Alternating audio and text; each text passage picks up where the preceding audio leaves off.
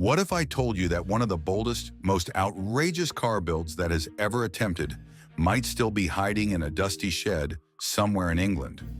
What happened to the legendary Mini that was supposed to take on the heart of a turbocharged Celica GT4? And why did the updates suddenly stop coming after more than a decade of engineering madness? Today we'll be diving into the curious case of Project Binky, which was the wild dream of transforming a classic Mini into an all-wheel drive beast.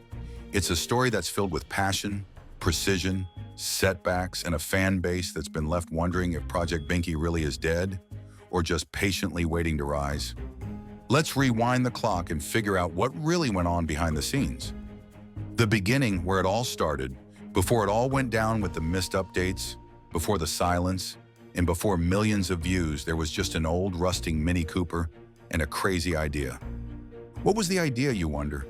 To rip out its guts and swap in the turbocharged all-wheel drive powertrain of a Toyota Celica GT4. Sounds impossible, doesn't it? But that's what made it so irresistible. Behind the madness were two friends, Nick Blackhurst and Richard Brunning. The duo weren't just weekend tinkerers. These guys had some serious credentials. Nick was into kart racing, while Richard had real racing experience under his belt, including time in the competitive world of Formula Mazda in the US. When he returned to the UK, the two joined forces and created Bad Obsession Motorsport back in 1992. What they wanted wasn't just to build cool cars.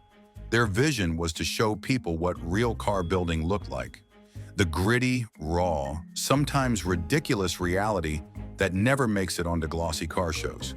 And so the idea of Project Binky was born not for a TV network, not for a sponsor, but for the love of building something outrageous. But why a Mini? Why a Celica GT4? You might ask, why not start with a race car? Why shove a high-powered drivetrain into a tiny, rusted-out Mini? Well, that was the exact reason that made it fun. Back in the day, the Mini Cooper was a rally icon, but it barely scratched 50 horsepower. The Celica GT4, on the other hand, was a rally beast in the early 90s. A 2.0-liter turbocharged engine, roughly 200 horsepower, and all-wheel drive. Trying to stuff that into a Mini? That's a puzzle most builders wouldn't even attempt. But for Nick and Richard, it wasn't just a challenge. It was personal. The Mini had been sitting unused in Nick's possession for years. The Celica? It was a car he once owned and loved. Bringing them together was about more than engineering. It was about his love and passion for cars. It was about giving old machines new life in the most ridiculously over-the-top way possible. The build begins with no shortcuts. Back in August 2013, the first episode of Project Binky hit YouTube. It wasn't flashy, it wasn't polished, but it was real. Nick and Richard stripped the Mini down to its bare metal shell and started figuring out how to fit the massive engine, transmission, and drivetrain into a car that was never designed to handle any of it. And they didn't skip anything. Every bracket, every weld, every custom part, they filmed it all. No fake deadlines, no dramatic arguments, just two guys in a shed showing exactly what it takes to build something insane from scratch. The first video quickly blew up, and it was clear that people loved it. This wasn't reality TV, but rather it was reality car building. Fans from all over the world got hooked. As more episodes dropped, viewers followed every step. The fabrication, the alignment challenges, the mounting struggles, the wiring madness. It was funny, nerdy, and deeply satisfying for gearheads who wanted something genuine. But then suddenly there was silence. So what went wrong? What happened? How did we go from regular updates and growing hype to months, even years, without a peep? Did Nick and Richard give up? Did they run out of money? Or was Project Binky quietly scrapped off without even a single goodbye?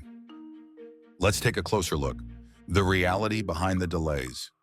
The truth is, Nick and Richard never intended for Project Binky to take this long. In fact, when they started, they optimistically thought it could be done in 6 months. But reality had some other plans. Bad Obsession. Motorsport isn't a content house, it's their day job. Building race cars and doing rally prep for paying clients is what keeps the lights on. That means Project Binky always had to take a back seat when it came to real work. On top of that, Life outside the garage doesn't pause just because the internet's waiting. Richard, for instance, has a family. In a podcast interview, he shared how important it is to him to be present for his kids, whether that means making dinner or helping with homework. Late nights in the shed aren't always an option when bedtime stories and school mornings are also on the calendar. Between work, family, and the sheer complexity of the build that they had planned, progress seemed to slow down, but they never stopped. The style that became the charm. What's interesting is that the delays, as frustrating as they are, became part of the project's identity. Project Binky isn't about speed, it's more about precision. Nick and Richard care more about getting every detail perfect than about chasing deadlines. That's what made fans fall in love with the duo in the first place. The careful craftsmanship, the deadpan humor, the absolute refusal to cut corners. It all became a part of their charm. In a world of quick builds and made-for-TV drama, Project Binky became something entirely different.